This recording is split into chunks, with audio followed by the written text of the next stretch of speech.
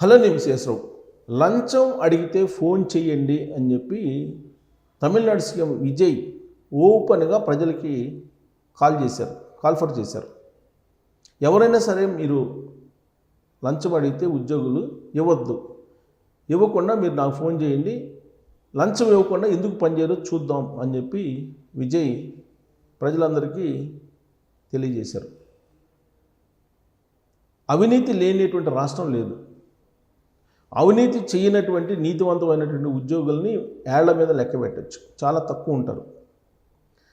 Corruption అనేది ఒక cancer లాగా సమాజంలో పాకిపోతుంది, దాని నానాటికి ఇంకా విస్తరిస్తూ ఉంది. ఇలాంటి పరిస్థితుల్లో ఏసీబీ అనేటువంటి ఒక డిపార్ట్మెంట్ ఉంది. ఆ ఏసీబీ చేయాల్సినటువంటి పని చేయటం లేదు. ఆ కారణం చేతనే ఈ కరప్షన్ పెరిగిపోతుంది అనేది మనం చెప్పచ్చు. అందుకే తెలంగాణ ముఖ్యమంత్రి రేవంత్ రెడ్డి గారు పూర్తి స్వేచ్ఛనిచ్చారు ఏసీబీకి.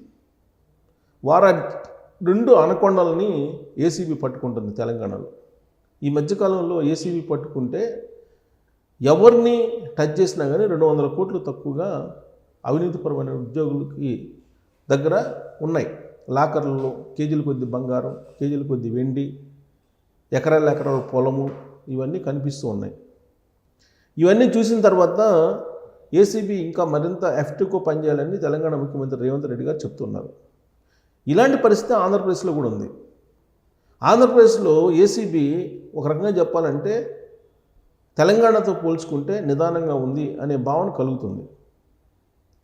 అక్కడ అవినీతిపరమైన అధికారులు ఉన్నారు అనేక మంది, కానీ పెద్ద స్థాయిలో ఎక్కడా కూడా రైడ్ చేసినటువంటి సందర్భాలు లేవు. తెలంగాణ ఏసీబీ ఉన్నంత స్పీడ్గా అక్కడ లేదు. కానీ రీసెంట్గా ఆంధ్రప్రదేశ్ ఏసీబీ కూడా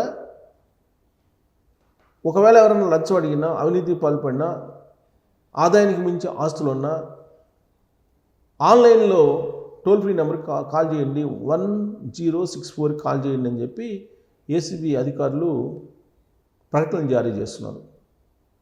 అంటే మీరు టోల్ ఫ్రీ నెంబర్ 1064కి కన్నా ఫోన్ చేస్తే ఖచ్చితంగా మిమ్మల్ని లంచం అడిగినటువంటి ఉద్యోగుల్ని కానీ లేదా ఆదాయానికి మించి ఆస్తులు ఉన్నటువంటి ఉద్యోగుల్ని కానీ ఏసీబీ రైడ్ చేసి పట్టుకుంటుంది.